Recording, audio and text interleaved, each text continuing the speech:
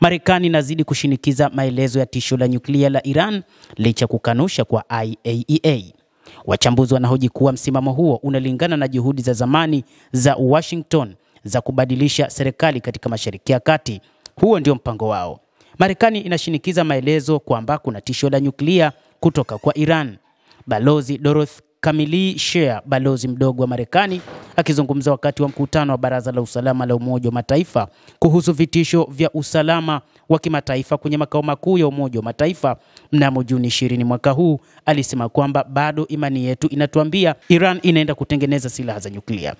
Balozi huyo katika Umoja wa Mataifa alisema kuwa lazima Iran izuiliwe kutengeneza bomu la nyuklia licha ya mkurugenzi mkuu wa IAEA Rafael Grossi hivi karibuni kusema shirika hilo halikupata ushahidi wowote kwamba Tehran inafuatilia silaha hizo. Wachambuzi wanasema maelezo ya Washington ni katika kile ambacho wanafanya juhudi za kuhalalisha mabadiliko ya utawala katika Mashariki ya Kati.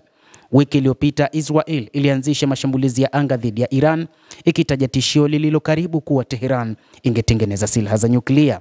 Iran imesisitiza kuwa mpango wake wa nyuklia ni wa amani na ililipiza kisasi kwa kushambulia malengo ya Israel. Shambulio la Israel limekuja siku chache baada ya IAEA kuripoti kuwa Iran imerutubisha madini ya uranium hadi 60%, ambayo ni pungufu ya 90% inayohitajika kwa nyuklia. Hata hivyo, tangu kuanza kwa mashambuliano, Grossi amedai kuwa wakala haukuwa na uthibitisho kwamba Iran ilikuwa ikijaribu kutengeneza silaha hizo za nyuklia.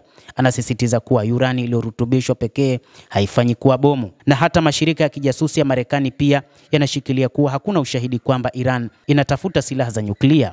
Hata hivyo, Rais Donald Trump amedai kuwa Iran ilikuwa karibu sana kupata bomu na kuonya kwamba Marekani inaweza kuingilia kati ikiwa haitakubali kufuta mpango wake wa nyuklia. Balozi Dorothy Camille Shea, mwakilishi wa muda wa Marekani katika Umoja wa Mataifa, anasema hatuwezi tena kupuuza kwamba Iran ina kila kitu kinachohitaji ili kufikia silaha za nyuklia.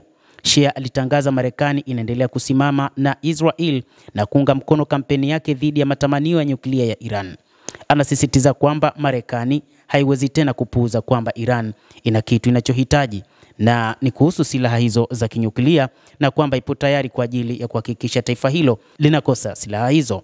Baadhi ya wachambuzi wanasema matamshi ya Marekani kuhusu Iran yanaangazia madai ya Rais George W. Bush ya mwaka 2002 kuhusu Iraq, ambayo yalisababisha uvamizi wa Marekani licha ya kwamba hakuna hifadhi iliyopatikana. Mshauri wa zamani wa Trump, Steve Bannon, alimwambia mwandishi wa habari Tucker Carlson wiki hii kwamba operesheni nzima ambayo haionekani sababu zake kwa kweli ni jaribio la nchi ya Marekani kuandaa mabadiliko ya utawala nchini Iran, na kwamba hakuna sababu ya msingi ya kutaka kuivamia Iran. Tuna mfumo ambao sera zake ni mbovu katika usalama wa taifa. Hayo ndio mapambano tunayopaswa kupigania leo, Bannon alisema, akipendekeza kwamba Trump hapaswi kushindwa na shinikizo kutoka kwa wapiganaji wa vita wa Marekani na kuhusisha jeshi la Marekani katika mzozo huo. Tucker Carlson pia alisema kwamba ingawa anamuunga mkono Trump, anahofia matokeo ikiwa atakubali shinikizo na kujiunga na makombora ya Israel. Nadhani tutaona mwisho wa ufalme wa Marekani, alionya, akiwakosoa mwewe wa Washington kwa kuingiza nchi katika vita vingine. Endelea kutufuatilia mtazamaji, na usisahau kulike, usisahau kucomment, kadhalika na kusubscribe channel yetu hii ili upate habari hizi kwa mapana hapa The World News.